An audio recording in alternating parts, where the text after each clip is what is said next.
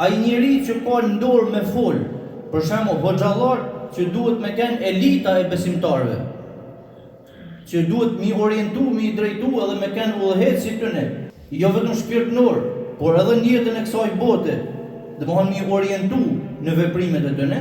Hoxhallar mund të sakrifikojnë rrugt të Allahut duke folë të vërtetën, duke mos u friksu, sepse sot ka jashtëzakonisht një trysni të madhe ndaj Islamit. Gjithnjë më tepër po shtohet lufta mediatike, kryesisht lufta intelektuale, por edhe lufta reale karshi besimtarëve. Pra karshi këtij zimit të muslimanëve, karshi këtij botkuptimit të muslimanëve. Ai njeri që e ka në dorë me fol, pra që ka të drejtën e të folnit, ai duhet me fol pa u friksu, me fol drejtën, drejtësinë edhe hakun.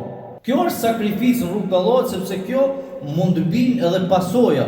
Kur një orator, kur një hoxh, kur një intelektual flet të vërtetën, ai mund të përballet me pasoja tjera, o mund të hiqet prej punës, ose mund të kufizohet, nuk I jepet shumë e drejta fjalës, edhe këtu mund të fillojnë sakrificat ekonomike, sakrificat psikologjike, sepse ka trysni, pse flet, për që pa të hapim dosje, për që pa të çojmë në gjyq, sepse shumë hoxhallar përballet me këta gjëra.